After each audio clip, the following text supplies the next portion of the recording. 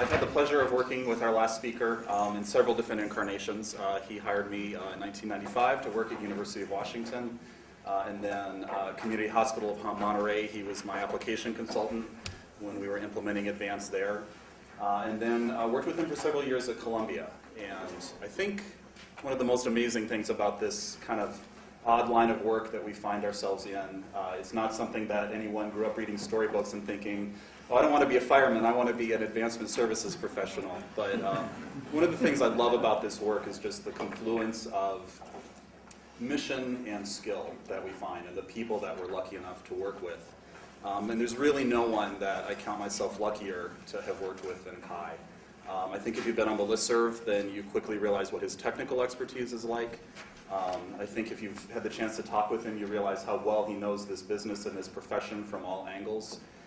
And I think you can't work with someone for a long time without going through some great times and also some really difficult times. And the thing that has been most remarkable to me is during some really rough stuff that you sometimes have to handle, I look at it sometimes and I think, boy, there's just no one who could have handled that any more generously or graciously than Kai did. So he's kind of who I've always wanted to be when I grow up.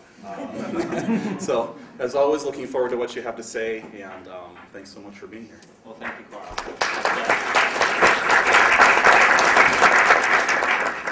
And that definitely is a mutual feeling. Thank you. Okay.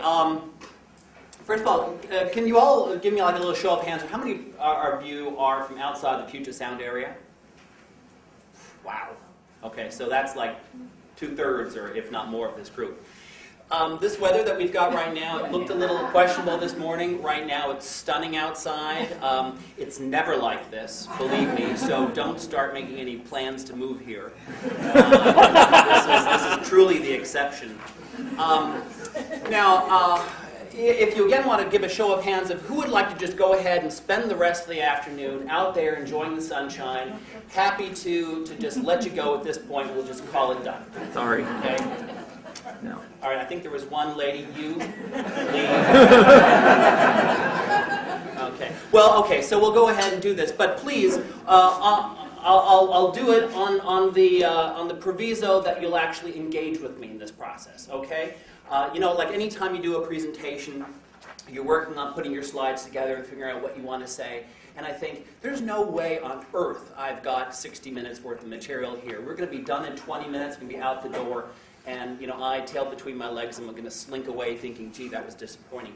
So please engage with me and ask questions. Feel free to say you're full of whatever it might be. And we'll make this a little bit more entertaining. First thing I want to mention here is, well, that's not where we were supposed to go, but, oh, yes, it is. Okay, this is where we were supposed to go. This presentation I did with Prezi yesterday morning. Walt Dreyfus also did a presentation using Prezi. This is the first time I've used it for a presentation, so I just want to tell you ahead of time, in case you are prone to seasickness, when my slides move, they may be a little jarring for you. Anytime you use some software for the first time, you may go a little overboard. So I'm going to apologize up front that if it makes you feel woozy, I'll apologize for that. That's not where we were supposed to go. Okay, you see what I'm saying here? I'm not even sure I'm running it right. Okay. That's where we were supposed to go.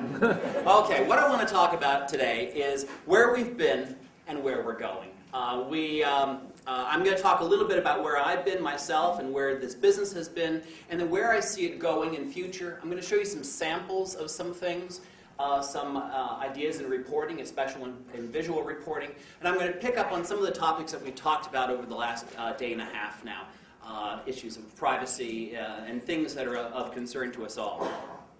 Again, I'm from Columbia University. If you want to chat with me any further, let me know, or just give me your card and we can pick up. Okay, I mentioned this early when I gave a little introduction about how long I've been in this business. We had a machine called an addressograph when I started in our office. Did any of you here ever work with one? Oh, okay, Walt. the other one who, challenging me for longest number of years. This is actually a more modern version. I couldn't find one old enough when I was poking around on Google trying to get it. But basically what it was is you'd have an embossing machine that would create something that looks sort of like a credit card or a dog tag that they use in the military, only the numbers would be sort of, or the address information that you imprint on it would be a mirror image of what you want to produce. And then you'd lay it down on here, you put the envelope on top of it, pull this thing down, this little roller goes across like one of those old credit card things. Ours had what was called a plunger. It was that thing, remember those credit card machines had plungers on them way back? This is how we did our addressing for some of our community groups when I was at UC Riverside. In our office of about 5 people, we did all of what we called gifts and endowments, so all the gift processing, any little bit of fundraising that was done at that time in a public university. Plus we managed the university's community groups, which were several in number. So that was actually much less expensive than requesting the labels from the university mainframe computer system, which is what we used back then. So just the same, however, it was rather awkward. And by the way, let me tell you one other thing that was rather interesting about how these things worked. The cards that you used themselves had across the top a series of holes. And then you'd have a little puncher that you could use to open up that hole. And then you'd have all these cards lying together in a file.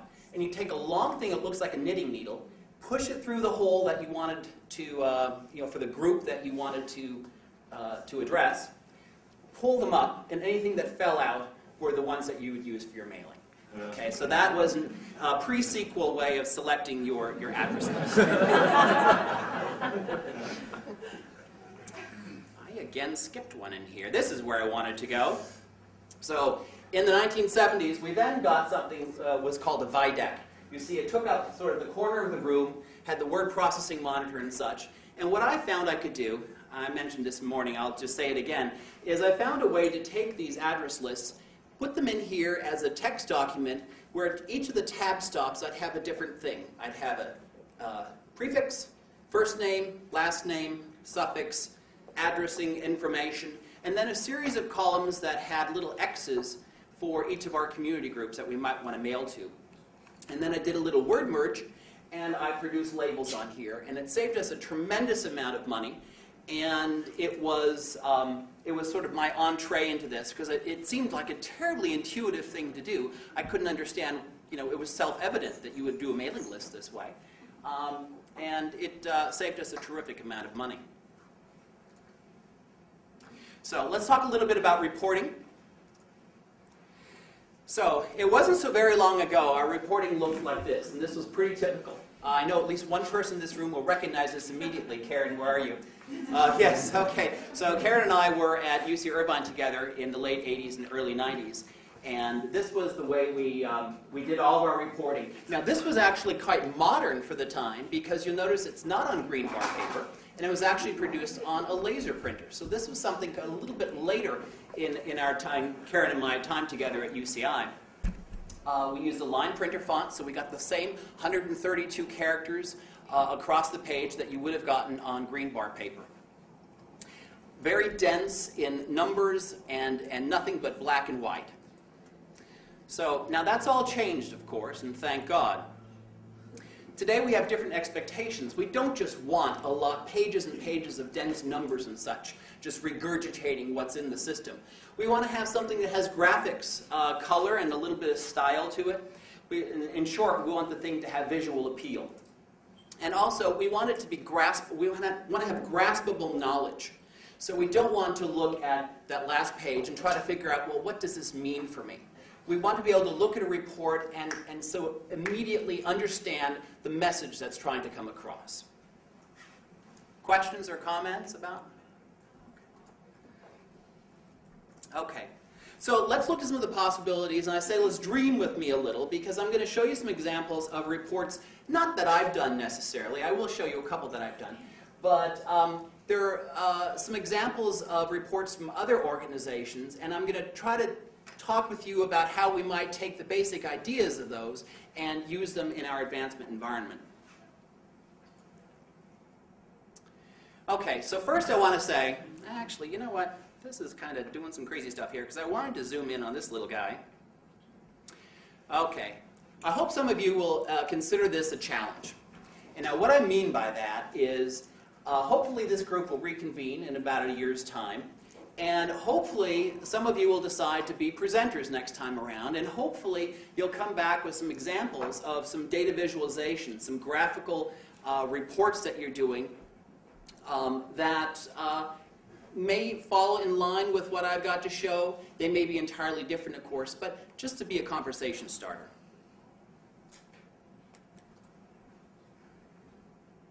Okay. So I wanted to say, don't be afraid of color. We've all got color printers nowadays. They're not cheap. It's a little bit more expensive than doing it in black and white.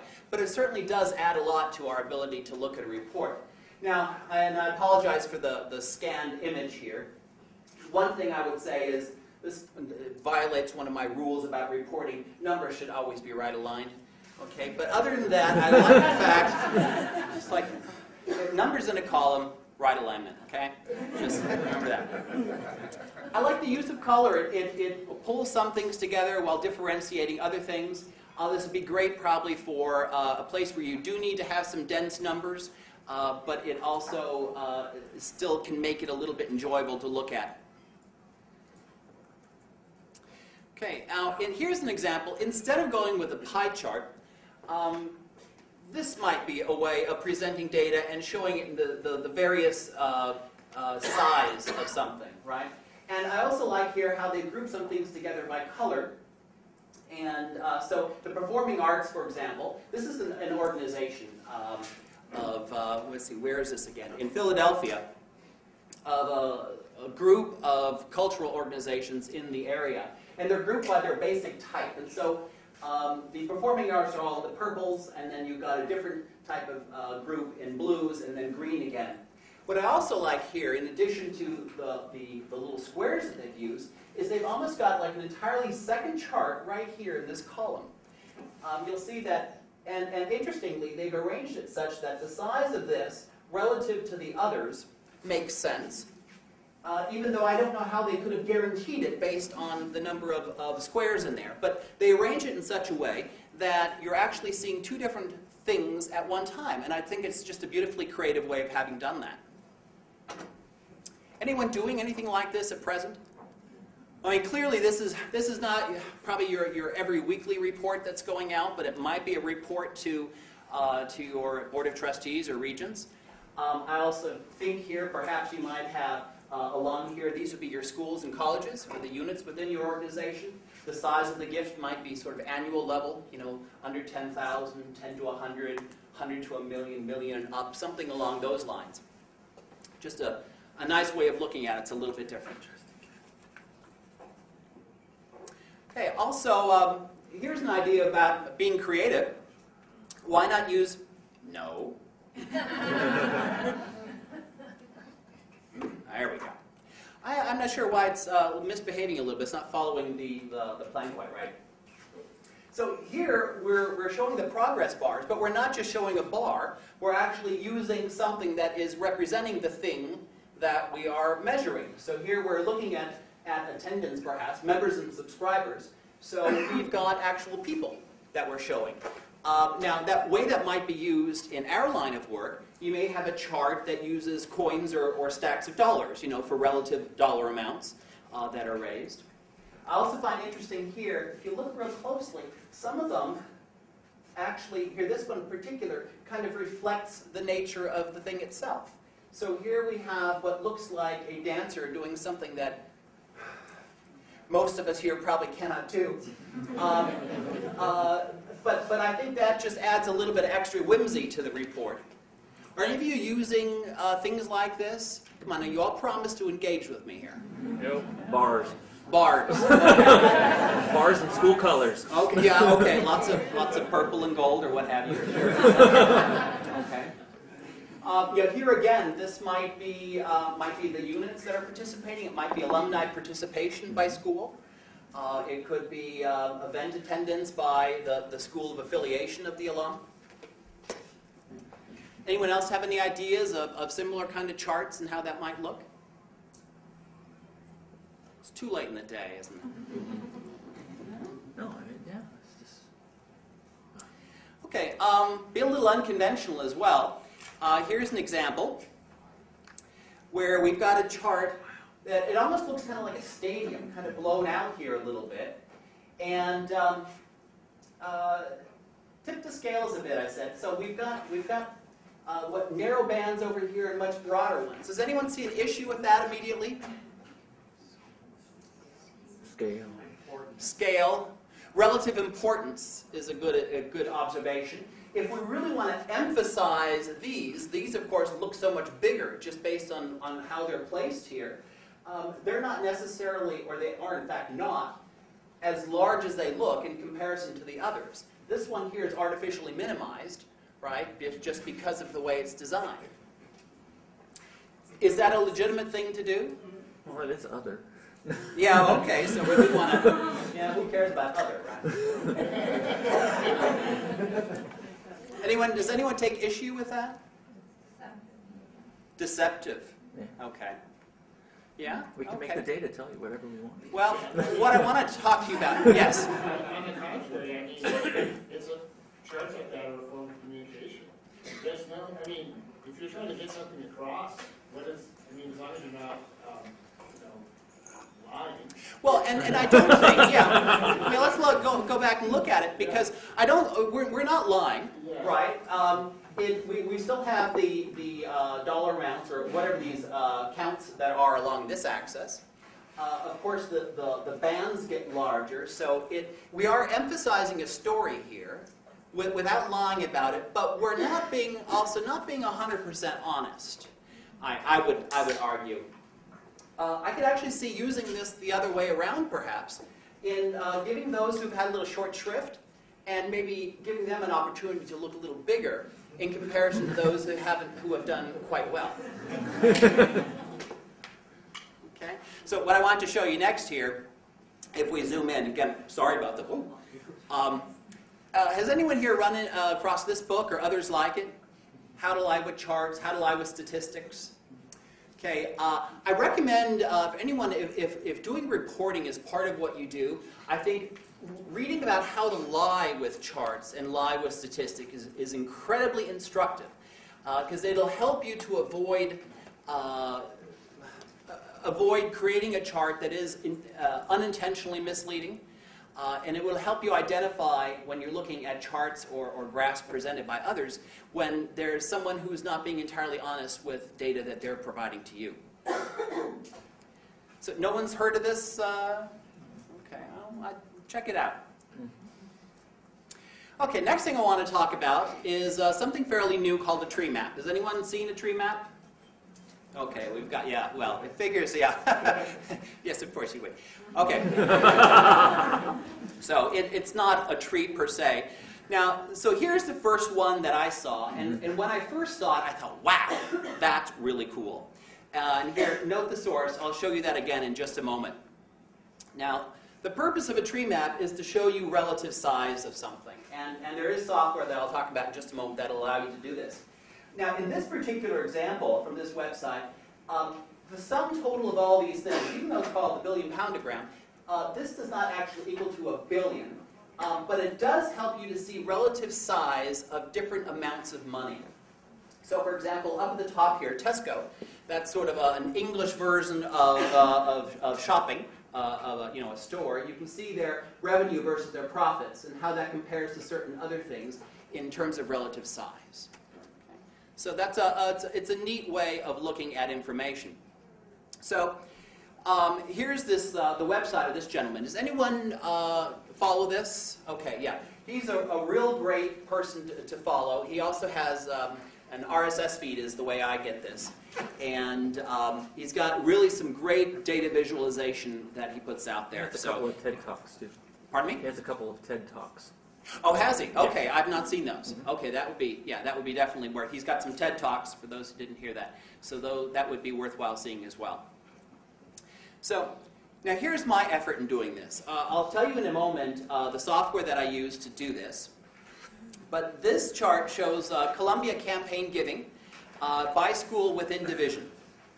So this is as of a couple of maybe 2 or so weeks ago.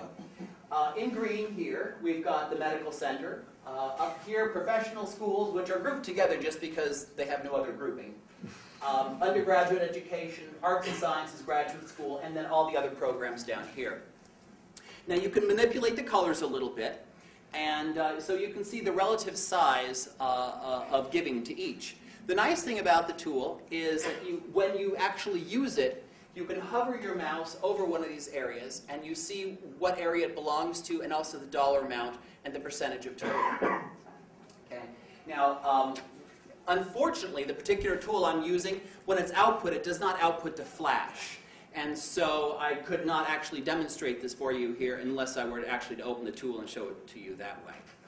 But I think it's a great way of showing the information about relative size. So any of you doing this sort of thing right now? Yeah. Okay, now I went one step farther then and did the same thing. I didn't futz with the colors this time so much. I wanted to do it, again, school within division, but then also breaking it down to department. So here in the physicians and surgeons is the name of our medical school. So you can see that, well, if you could read this. Not that I can. Okay, so we can see the relative size of the Department of Medicine versus ophthalmology versus surgery, etc., and how much money has been raised for each of those. Okay. Still no questions? Is it drill downable? Like when you're in the tool Yes. itself, can you, like if you're at the division level, can you click on the division and drill down into That's the right. division? Yes. Yes, you can. And I haven't tested to see how many levels deep you can nest this. Now, in our case, we only have, I think, 4 levels that we use typically, or 5. So, but that would be interesting to just keep drilling down farther and farther. How's it been received by people that are used to seeing Excel spreadsheets? Most people, they like the wow factor.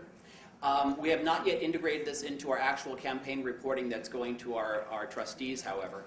I think they still, well, one of the reasons that we haven't mucked with that is they've been getting consistent reports for the length of the campaign, and to help them, understand it and not kind of pull the rug out from under them, we've kept it the same thus far. Would be good for post-campaign summary or post-campaign fundness of, well, here's the stuff that you've been seeing all throughout the campaign, but look at all the other stuff that, that we found out from this campaign, and look at, here's the fun way to look at it. So. Yeah, absolutely. Yes, ma'am? Do you feel like you're having different conversations about the data, presenting it this way versus the old? Well, I think here things immediately pop out at you. If you just look at the numbers, what a lot of people will look at and think, my God, medical center gets an awful lot. So they get over a third of all the money we raise is determined for the medical center, and yet Columbia really thinks of itself more as an institution that stresses undergraduate education, right? And arts and sciences, graduate work and such. Yet those are relatively small over there on the right-hand side. Yes, sir. So 2 questions. One, can you actually export the raw data to Excel? So you're representing this with a chart. Can you also export the data that's behind the chart? Well, the way you actually do it is kind of the other way around. You write your SQL first, and then within this product you can plunk down your select statement. You do your connection to your database, and then it retrieves the data dynamically. So you could just take that same select statement and generate your output that way. So you don't go from here to get the output. You would have gotten that via the select statement. Does that make sense? It does, but like for instance, say with the medical school, if it has $1,000 for one particular department and then $3,000 for another department, maybe what somebody also wants to see in addition to the chart is an Excel spreadsheet that shows that same information, breakdown by actually the department. So you just write the SQL once, you import it into this program, and it gives you the results. But then also, if you wanted to export it, send it to somebody as an Excel spreadsheet so that they could do whatever analysis on it they wanted. That's what I was wondering. Yeah. Not in the particular tool I'm using. I think this is all still pretty new. and probably once more vendors are in this market developing this. I only know of a couple that are doing this. I'll show you the URL to one of them, and I'll tell you about another. But right now, it's pretty rudimentary in what you can do at this point. Okay, you can get this. You can't get a whole lot more. Yeah. Can you retrieve more than one characteristic, like where you have department, could you also retrieve like purpose, so that you not only where does the money go, but also have it redisplay suddenly and say, well, within that, which purposes did it go to funding, a scholarship?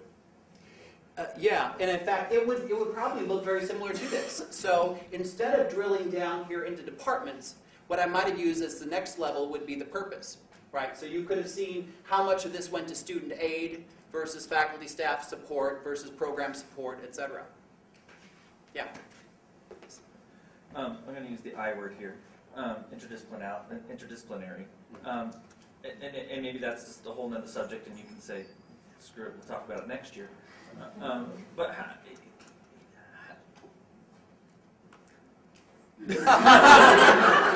play charades on that one. Okay, yeah. So, I mean, how does this Take work me with one sentence further, please. Right. How are you integrating interdisciplinary reporting into this, where you have funds that are being split? I mean, is that a data side issue? That's a data side issue. Okay. Yeah. I mean, I Thank approached you. that myself in our ALC program at the university, so I just wanted to Right. throw that out there in the big group of how are people, integrating interdisciplinary crediting and fundraising and graphing and stuff into a solution like this. Can you overlay or Don't you do like pattern fill over? can you plaid? Can you plaid? Right here is a thing called Interschool. Okay. We have, it's kludgy, and I'm sure you're all doing something similar, however. You'll get some money, it's for bioengineering. So is that medical school? Is it engineering? Well, in fact, they claim they're sharing it. Right? Okay, all right, thank you for that. So ultimately, where we take our direction is we find out what accounts it's actually deposited into, and then we reflect it that way. So if we get a grant for bioengineering that goes 50-50 to medicine and to engineering, then we will break it out that way as well, and we consider it two things, not one. Yeah. But thank you, Advanced System, because that's a limitation of the database, not that we're trying to achieve. Probably it will be two sub-budgets related to schools, so if you're proportion of the level of granularity of the sub-budget or budget, you can drill down to sub-budget and see how. Yeah, if the dollars that you're looking at here are more budgetary than gift income, absolutely. And again, I don't know how many levels deep you could go, but you could continue drilling down however many levels it allows. Yeah. Yeah. So my second question was really following on that. So if you have this major category, could you kind of like, in a sense, bookmark this, and then as you drill down, you bookmark the other level, as you drill down to the third one, you bookmark that, so that then you could know what you've done, and it kind of leaves a trail. Is that feature there? That feature is not built into this software right now. No. So you couldn't. Well, I mean, on the one hand, you can zoom down, and it knows where you're zooming down. You'll zoom down into that quadrant, and then when you zoom up, you'll zoom up one logical quadrant from where you had, where it goes up from there. But it's not like it's leaving a popcorn trail along the way. Yeah. Is it possible to see the boxes change size over time, animated some ways?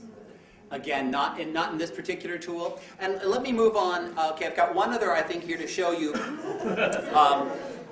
You can also do this in the circle find. And I didn't zoom in on it because I think there's already one problem here. The larger circle is defined, it appears to me, around the circumference of the smaller circles, right? So the larger circle does not necessarily represent the actual size of what it holds. It just groups together. So I find this a little bit of a difficult one to work with, and so I didn't plan to spend a lot more time talking about it. Now, this is the URL for this particular product that I'm working with. It's actually made by just a funky little German company. You can use it for 30 days to see if you like it, and then it's one of those where you to $100 and you get a license. It's not beyond what you've seen. It's not amazingly sophisticated. You can play with the colors. You can play with the texture of the colors a little bit. But really what you're getting is that percentage breakdown in that graphical boxy kind of shape. Does it have an online publish? No, right now the only format in which you can save it, if I remember correctly, is the vector graphic. And so, I mean, I wish you could save it in Flash, because then you'd have much more of this interactivity, but that's not the case. The other one I wanted to mention, the other vendor in the space that I came across that's worth looking at is from the University of Maryland. So just go out and try, what is it, umd.edu, and look for TreeMap, and you'll find their product. The nice thing about their product is it's free. The downside is although it has a lot more technical capability than the one that I've shown you, it also, the end product is not quite as pretty and as slick.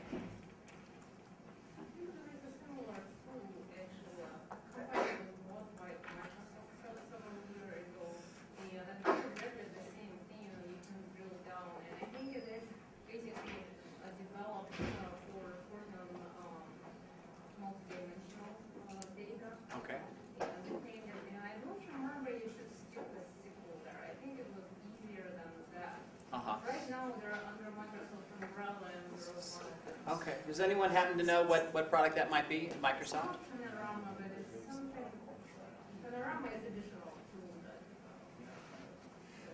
The other product that, if it's not doing this now, that I imagine it might soon enough, is Excelsius. Is anyone using that? Yeah. Okay. At my last place, and they could export it to Flash or Yeah. into an Adobe PDF that had Flash. Right. And it's a beautiful product, and again, check that out. Excelsius was a Crystal product. I mean, it still is a Crystal product. And, well, actually, originally it was its own thing, but then Crystal acquired it, and Crystal in turn was acquired, and you know how that goes. They've changed the name of it in the most recent version. It's now called something like Dashboard Builder or something like that. But if you Google Excelsius, you'll find it.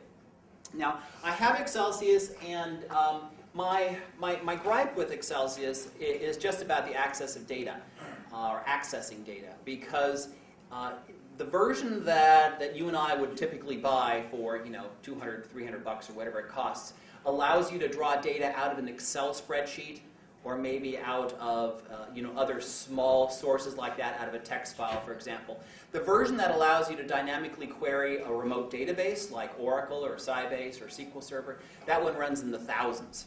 And essentially, it's the same software, but it's just the notion that you're accessing data dynamically out of a large database, and suddenly the price shoots up. It wasn't just like $2,000 or $3,000; it was like $6,000 or $7,000 for that version. Can you dynamically link your Excel to the database? Well, that was the trick. That was the next place I was going with it. And I'll admit there that I didn't actually. I wouldn't be surprised if they found some way to kind of put the kibosh on that.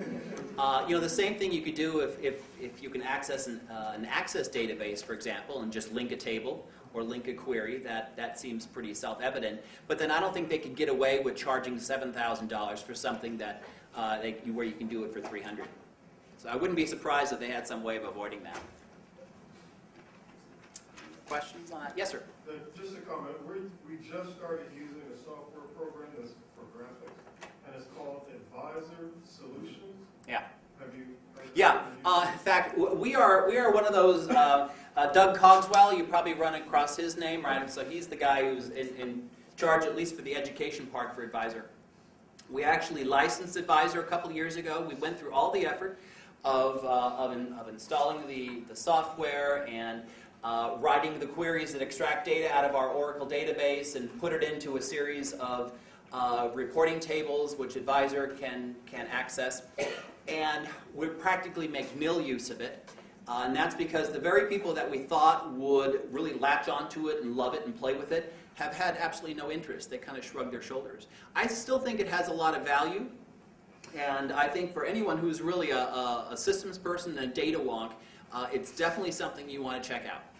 So the word is advisor, not an S but a Z, and I think it's basically it's a great product. Lets you sort of analyze your data and find out where the correlations are along certain dimensions. Yes, ma'am. So in light of that, then where do you go? Because I totally love looking at graphics. Mm-hmm. How do you kind of find that sweet spot of like, I'm really loving producing this and I think it's beautiful, but the users don't care so much. Yeah. Where have we kind of gone in finding the balance? Just give you what they actually want as opposed to what's actually really cool. One of the toughest things for me, and I bet this is true of a lot of you, is that there are 40 working hours in the week, right? Actually, at Columbia, it's 35, so yeah, it's pretty sweet. But there's only so much you can work into the work week, and so, for example, with Advisor, I would love to get in and roll my sleeves up and demonstrate to those other folks in the office how useful it could be. And I would love to get into more of this stuff and play with it more and demonstrate what applicability it might have here or there or elsewhere.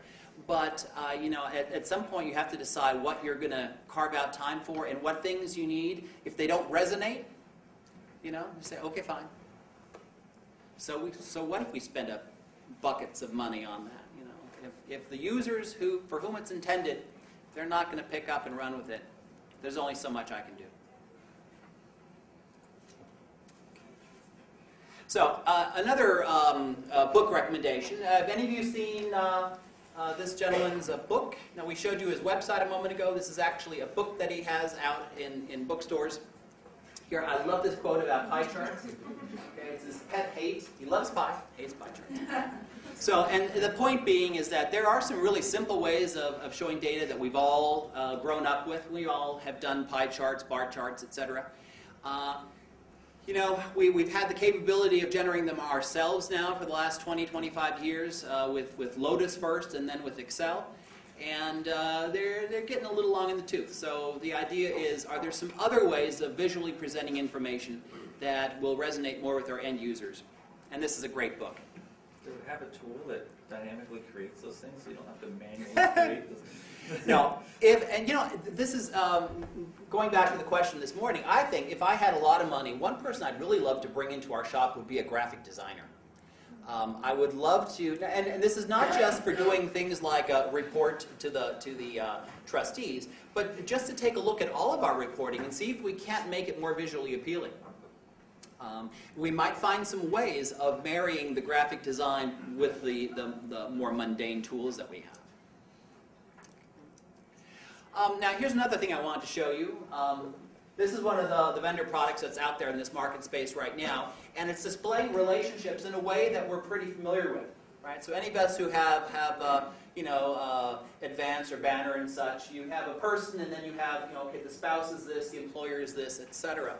And we're all kind of used to that. So here's a way that they have extended on that, is by building what they call it's either a tree or a spider. And what I really like about this is, you can see you've got this person, and then this person has these people in common, or rather knows all those folks that we haven't linked to, as well as organizations. And then you can chart your several degrees, and you can get all the way to Mr. Kevin Bacon.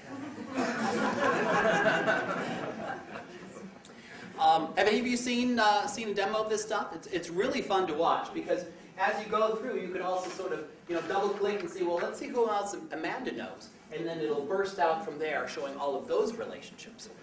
On this particular vendor's product, you can also dynamically pull in data out of their prospect management. This is from Blackbot. You can dynamically pull it out of their prospect management database and show what sort of board relationships are in the public record. So I think that's really slick. I'm not entirely sure how these people are out here, but anyway, I think it's a rather nifty tool. The one thing that I'd like, and I suggested this to them, the way they could extend this and make it a little bit more interesting is to be able to type in 2 donor names and then find out what people do they have in common and how many jumps does it take. Okay, so you may have you've got a fundraiser going to Chicago, and you know you've got a couple people there, but you want to find out how you can get the right people together, who has mutual friends, mutual contacts, etc. Any questions on that? The website for that? Oh, this is not on a website, but this would be blackbaud.com. This is their part of their Blackbaud CRM product. Yeah. Yes, sir.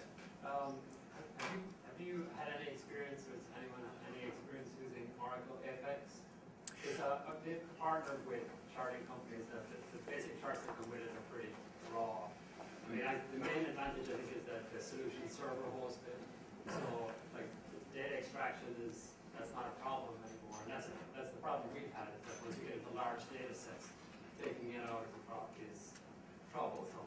It's time-consuming. But have you had any experience using it? I have not used Apex myself. It's a separate installation that you do in the Oracle database, and what Apex is basically a tool to design quick and easy web applications that are native to Oracle and access Oracle data.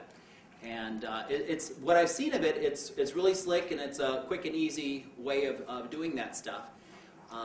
Again, here it's one of those questions for me is I simply don't have the time to sit down and learn that and take the class, etc. So I haven't gone down that road yet.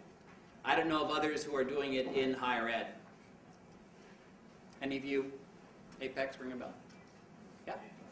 You're using Apex? We're moving away from using it, but it's something that has to. Okay, and why do you choose to move away from it? Our current customer management system allows for integration directly with SQL and SQL Woods. So with Apex, we were using PL SQL. The reports just weren't as visually flexible. Mm-hmm.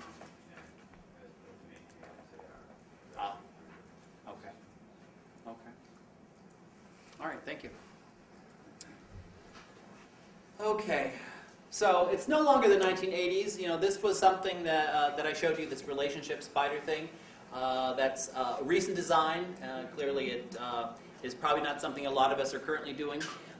This is one of my current pet peeves, are database vendors that aren't keeping up with the times. I've got a particular one. Kushal is laughing at me already. Yeah. We're all laughing. Yeah. Yeah. So if you have a relationship with your vendor, ask them why they're not doing some of this stuff, and find out if they can't get a little more up to date.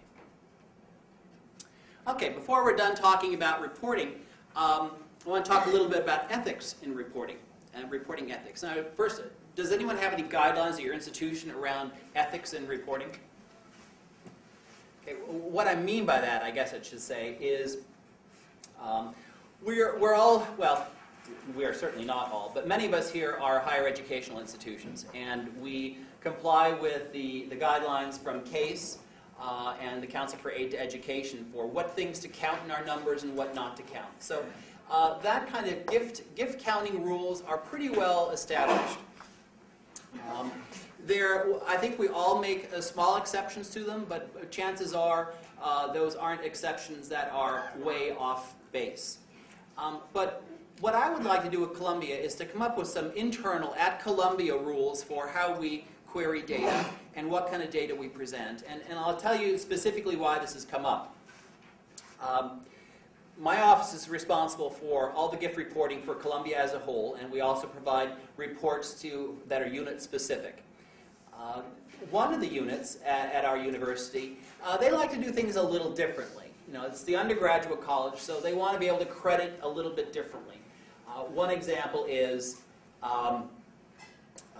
donor wants to make an annual gift, and they want to give you $50,000 to cover their annual giving for the next 5 years. Okay. How many of you do anything like that? According to the rules, strictly speaking, that was a gift this year. That gets counted this year. It's a $50,000 gift. End of story. Okay. But for donor recognition purposes, we need to come up with a way of recording that as $10,000 this year and then $10,000 of recognition credit in each of the subsequent 4 years. Not easily done. Our system doesn't allow anything like it, so we come up with some jury rigging to make it happen. And ultimately, I would just like to say, it doesn't make any sense. You know, so because I think it's lying a little bit. It's a little unethical to say that that it's this when it's really that. So I was just interested in hearing from you all, if any of you have established guidelines about how you intend to do your reporting to make sure that you're all kind of on a level playing field. No? Yes? I think if I understand what you're asking me out, we have recognition, the way we calculate our recognition giving is a standard across the board for And whoever we're providing support to. okay, and that's as long as you're generating the data centrally. And that's the only way. Ah, okay, okay. We've devolved some of our reporting in some of our units to the school level. Basically, it comes down to if they can afford to hire somebody, we will work with whomever they've hired. And so we try to be accommodating as much as possible, but we also wag our fingers at times. At one point, they actually tried, I know you're all going to groan at this point, they tried to count some endowment income money in their annual numbers. Okay, now we all know that's a big no-no, but such is some of the things that happen. You weren't able to get the audit office or the county office to support you? And oh, I bet we could. Yeah, I bet we could, and I have brought them in once or twice, you know, on targeted things. And I like the idea of having a good collaborative relationship with internal audit. And I think if you don't know your internal auditor at your institution, they're a really great person or people to take out to lunch and butter up, because they will be coming around knocking at your door sooner or later. So build that relationship as early as you can. I also am always a little reticent. You know, I like the idea of bringing them in if I've got a problem, but I also don't want to expose anything that might make them say, hey, wait a minute, maybe we need to add you back to our list. Okay. Now let's talk a little bit about security. Okay, we spent a lot of time yesterday afternoon talking about security, and it's something, of course, that if you're not paying attention to it, then you really should. So anyone here a little bit scared around the whole notion of security and data security and such? Okay, I really think if you're not nervous about this, if it doesn't keep you awake at night at least once in a while, then really perhaps it should. So how many of you have things in your database that would cause some level of exposure, like social security numbers? Is anyone retaining those any longer? They're encrypted. Encrypted? Okay, hardware encrypted? Right. Yeah. And certainly that's better than nothing, but I think if we had asked the same question maybe 5 years ago, half the hands would have gone up, or perhaps even more. We got rid of all of ours a couple of years ago. And it's one thing that just reduces that exposure a little bit. How many here are familiar with your state guidelines for how you need to notify people in your database if there's ever been a breach, those guidelines? Now, you're also aware that not only should you be familiar with what happens in your own state, but in about 49 other states, plus the District of Columbia. Okay, because you probably all have national databases. If some of those addresses are for people who live out of state, elsewhere, those laws come into effect at that point. So it can be pretty scary.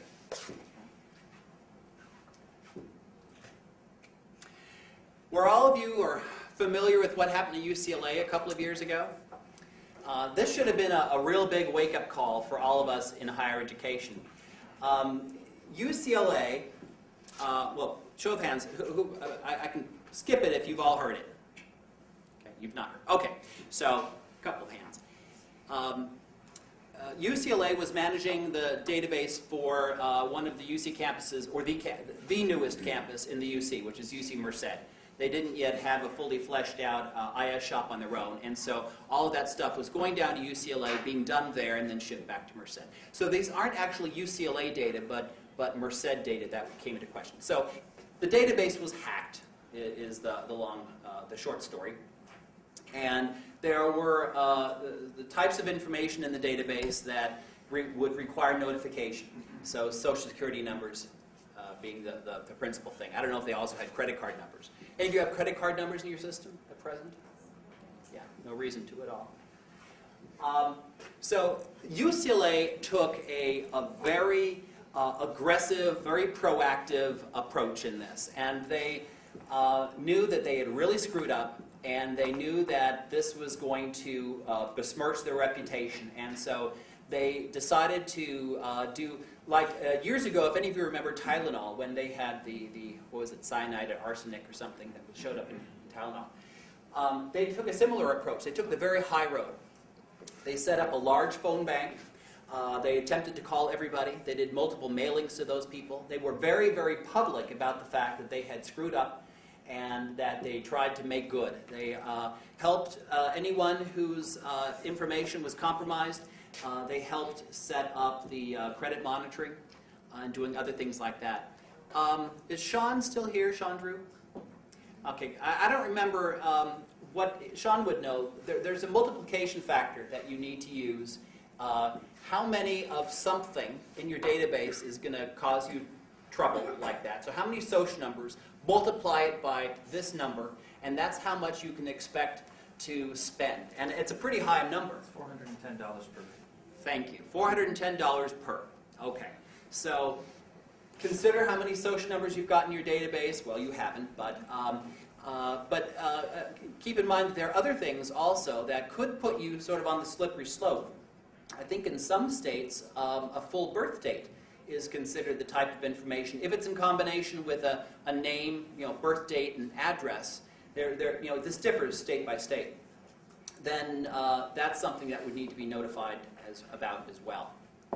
Are all of you still keeping full birth dates? We've actually kind of toyed with the idea of lopping off the day portion so that we have month and year, in the hopes that that might sort of lessen our exposure a little bit. We'd need to really research that before we decide to do it. It would still give us a lot of information. If we know someone was born in August of 1945, for example, we would still be able to use that for matching purposes and the like. We don't necessarily have to know it was on the 25th of August. So that's something that we've given some thought to. Any questions on this? Yes? I was just going to say, for PCI compliance, one of the things is you're required to have some information breach manual, so to speak. And when I was researching it, I came across theirs is available on the web, and so I kind of used it a little bit. What happened to UCLA, they actually ended up getting called before the U.S. Senate, I think it was, and they had to provide testimony about what happened. And because the U.S. Senate was using this in developing some of its, where they were going with laws for disclosure. And the whole transcript of that is available on their website. So if you're interested, go out to UCLA and look for breach and data breach, etc., and you'll pretty soon find it. And they have a wealth of information that you can learn from their mistakes. Was that before or after California 1304? Was that the cause? California. The law that was their disclosure law? I think it was right around that time. I think this was before, and I think that's what motivated the law.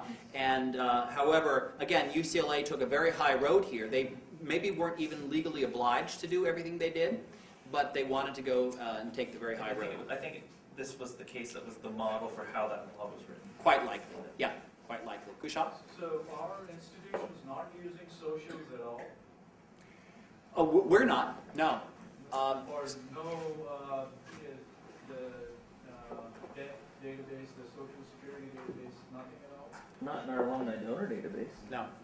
No. I mean, but are your institutions allowing you to access that for specific research purposes? And that's one of the things I alluded to in the panel earlier when I asked Sean about, asked Sean to elaborate on that, was when we first did it, people got pissed at us because they couldn't, the UW-Net ID database used Social Security ID to link across and map across. And they couldn't do that anymore because they would call us and say, so-and-so wants to, and I want to see if they're an alumni. Mm-hmm. And they're like, I have their Social Security number. And we go, that doesn't help because we don't. Yeah.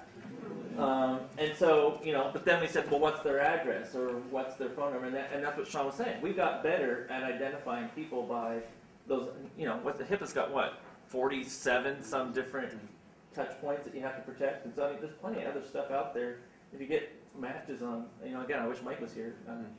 He's got algorithms for how many you need to be pretty sure that you got your match. We found that a lot of the research type things weren't even taken. Well, if you're doing NCOA or well screening, they just won't even take that out of you. So in other words, there's no reason to keep it, we found.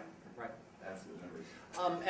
At Columbia, all of our alumni have what we call a unique identifier.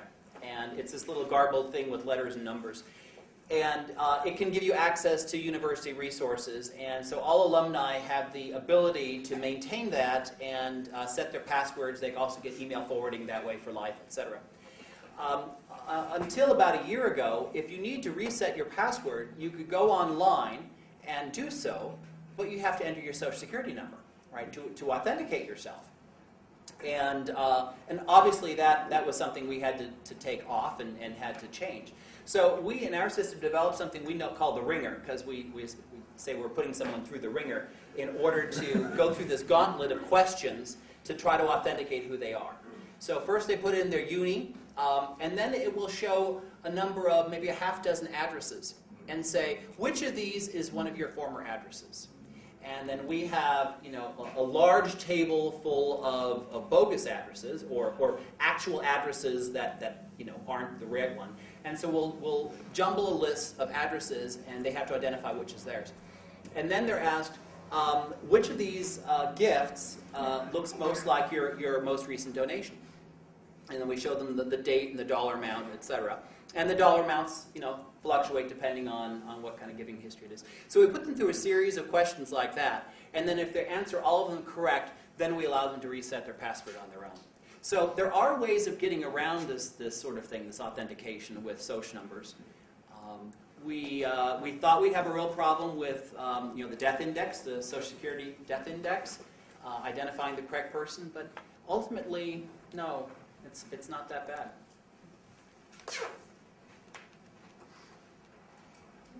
Okay, well, we've been through this.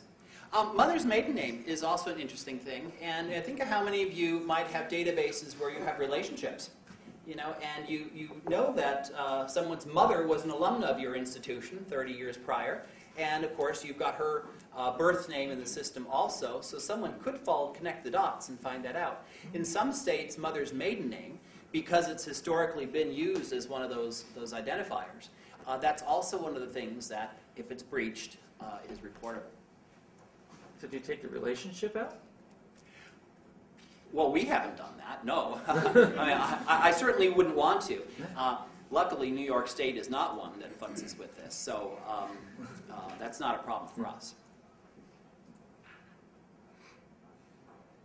Okay, so one last topic I want to talk about, and that's privacy. Again, this is something we've hit on once or twice. Any of you currently, we probably skipped this because we talked about it a couple times already, any of you gleaning any data out of any of those sources that are available out there? Collecting it and taking it back? Now, as Mike mentioned earlier, Mike Visaya, that it is technically not kosher to do so, evidently. I thought it was. At least you oughtn't, although those data, of course, are available to you. And then do you purchase data? Any of you purchase, some of the routine things we do is we'll go out and try to do, phone number appends and email address appends. But what about the other types of data that you can get nowadays? Does anyone have a story about data that you've actually gone out and purchased? We purchased the matching gift company information. Yeah.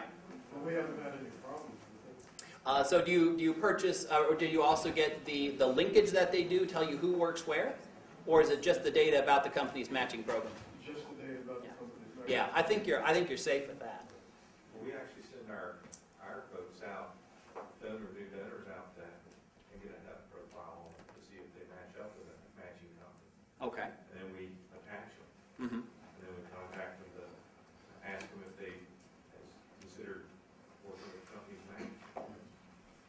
Raise a lot of money that way. And have you had any issues with that? No, No? It's been very successful. Yeah. It's probably tripled the program.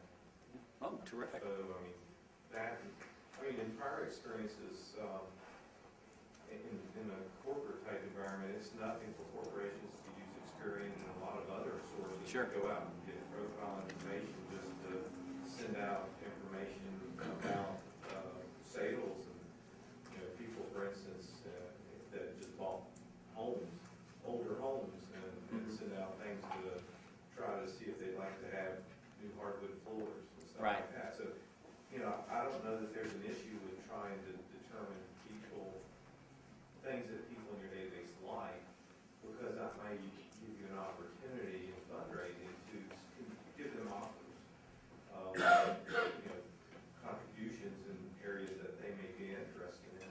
Someone who's attending art events or dance events, kind of like to send them information about ticketing for the new season, as well as would you like to make it? Yeah. Right. I certainly agree that there are probably some data out there that are inoffensive for us to collect. Finding out their employment data, for example, if they're a subscriber to the opera, to the theater, etc. But when do you cross a certain line where it starts becoming a little questionable? Karen? Our annual giving office wants us to pursue purchasing cell phone numbers. And I'm hesitant on that one for a number of reasons. Yeah. What are your hesitations there?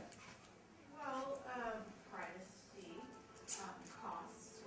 Not so much costs anymore because a cell phone Yeah. plan is, but there's a new sort of ruling I'm not really familiar with, and I need to get more familiar with it on using cell phone numbers through an automated calling program. Okay. Not aware of that.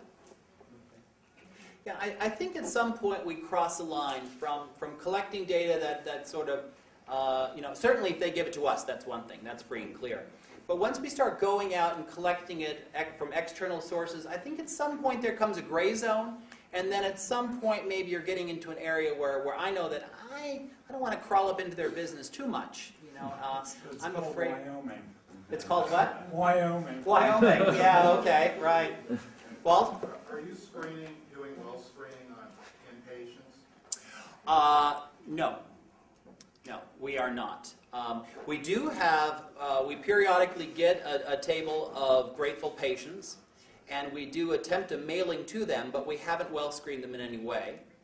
I'll take that back. There's one thing we do know is whether they paid their own way at the hospital or whether they had insurance coverage, something along those lines. So we do know that little bit about them. But no, we're not putting them through well screening. Yes, sir. I guess my confusion factor in that, in a lot of the thought process here, is that we have an entire department called prospect research that does this very thing. Every day, all day long, dig into people's information to establish their financial capabilities to make a gift. What's the difference between that and determining it through automated methods? I mean, I don't see the difference other than how it's being done. You're just, broadcasting versus individualizing. Right. But it's doing the exact same thing. So it wouldn't matter from an investigative standpoint whether you do it to one person or your entire database. It's the same either ethical or non-ethical thing. It's not a volume issue. It's a should you do it at all, and you couldn't run a program if you didn't do it with major gifts. Yeah. You'd just be shooting in the dark at who to call. Well, your point's a very good one. We are doing a lot of this stuff. But we're doing it the hard way. And I guess maybe in my mind, I'm thinking, okay, if you're going to actually do it the pedestrian way, and the way we've always done it, then that makes it somehow legitimate. Yeah. And if we take the shortcut route and pay money for it, and get someone to provide it to us in electronic format, that somehow is tainted. Your point's well taken. There's a logical inconsistency in that. Right, exactly. And that's, just previous experience. Whenever you can at least narrow your population down to where you focus on the ones that matters, you're not just broadcasting really in reality.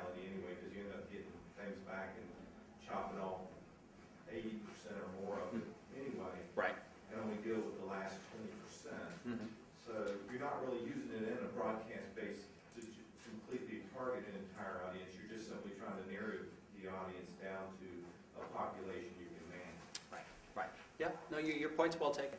What is the difference between fishing with the rod and fishing with the net? I'm sorry, could you say that again, please? Fishing with the rod and Yeah. fishing with the net. Yeah. There are some rules Okay. that you can fish with the rod and you cannot fish Yeah. with the net. Well, and that's With the